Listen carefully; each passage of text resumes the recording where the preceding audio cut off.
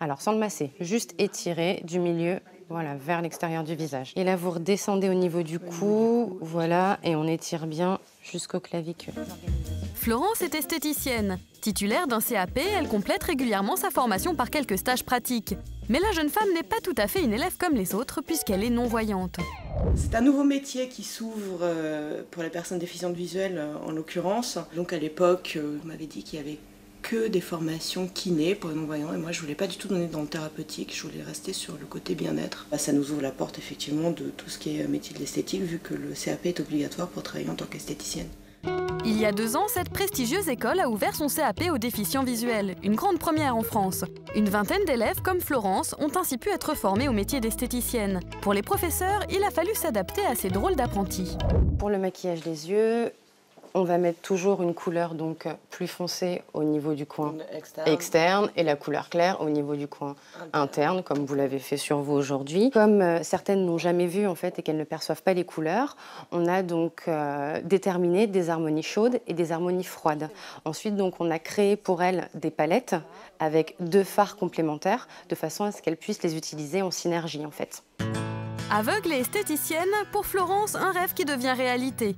Si aujourd'hui encore, un actif handicapé sur 3 est au chômage, le handicap est pour certains une source d'inspiration professionnelle. Mais former des non-voyantes demande quelques ajustements. Un défi que s'est lancé Claudine Courtet-Périac, directrice de l'école de Florence et esthéticienne depuis 32 ans.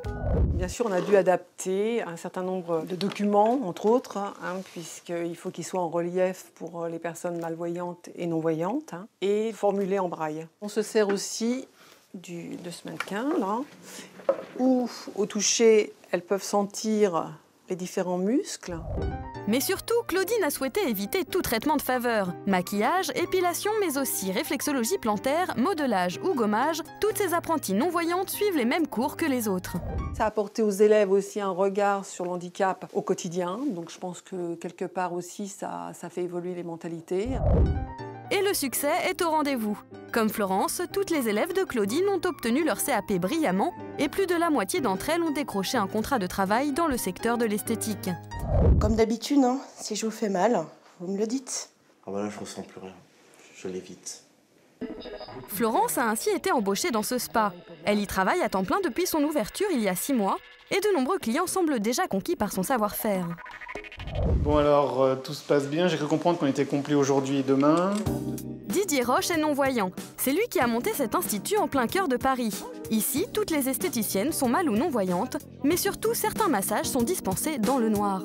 On a voulu, nous, expérimenter un univers sensoriel particulier qui est celui du noir, parce qu'il propose aux personnes qui viennent dans le spa de s'interroger sur le poids du regard et de vivre une expérience sensorielle différente. Pour travailler dans le noir absolu, les meilleurs, à notre sens, ce sont les personnes handicapées visuelles. En effet, dans l'Institut, Florence est comme un poisson dans l'eau. Difficile même d'imaginer qu'elle est aveugle. Il faut dire qu'ici, rien n'est laissé au hasard.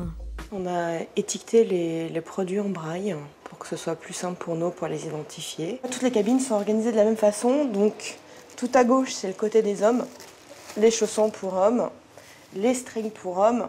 Ensuite on passe au côté femmes, strings pour femmes, chaussons pour femmes, qui en a plus. J'irai en rechercher. Nathalie est une fervente cliente des instituts traditionnels. Aujourd'hui, elle va tester pour la première fois la spécialité du spa, le massage dans le noir. C'est Florence qui va s'occuper d'elle. Bonjour, je peux avoir votre prénom aussi? Vous allez voir, dans le noir, c'est beaucoup plus simple. J'ai hâte de découvrir. Bon, bah suivez-moi alors. Florence prend seule en charge ses clients du début à la fin. Elle accorde une attention particulière à ceux qui tentent l'expérience pour la première fois, car elle sait que l'obscurité peut être très déstabilisante. Bon, bah écoutez, Nathalie, je vais vous laisser vous déshabiller. C'est gentil, merci beaucoup. Et puis je reviens dans 5 minutes. D'accord, très bien. Bon, bah on va mettre la cabine au noir alors, c'est parti. Bon, Nathalie, l'obscurité, ça va? Oui, tout à fait. Pas trop angoissant? Non. Ok, bon, sinon vous le dites. Je suis prête pour le décollage.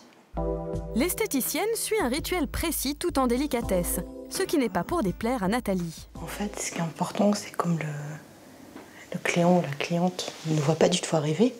Donc au départ, sur la serviette, vous ne soyez pas surpris, parce que sinon ils ne savent pas où vont arriver nos mains. On dirait un petit animal qui monte comme ça, comme un petit chat. Dans le noir, la détente est totale, les inhibitions s'envolent. Une expérience sensorielle par excellence. Bah non seulement on n'est pas vu, mais en plus on ne voit pas non plus. Il n'y a aucun retour. Il n'y a pas du tout d'effet miroir. Je me concentre plus au massage. Je ressens que c'est main. C'est-à-dire qu'en fait, le visuel prend 70% de votre temps de cerveau. Donc quand on le coupe, il y a beaucoup plus de place pour le reste. C'est ça que je voulais ressentir, un toucher vraiment différent. Oh, je suis ravie là. La séance terminée, Florence prépare Nathalie en douceur à retrouver la réalité. Donc vous ferez attention par contre en sortant, vous vous rappelez qu'il y a de la lumière dans le monde extérieur, en dehors de la bulle. Moi, je suis bien, sans lumière. Mais non, il y a de la lumière, donc pour pas avoir mal aux yeux, il faut regarder vers le bas.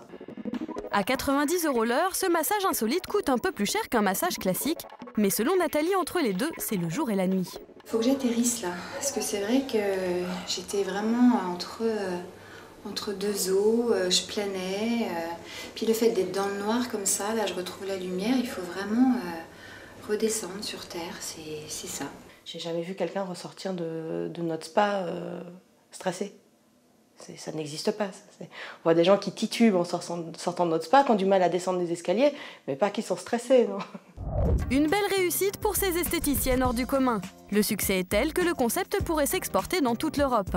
Quant à Claudine, elle s'apprête à recevoir une nouvelle promotion d'élèves non-voyantes. De quoi ne plus jamais percevoir le bien-être de la même manière.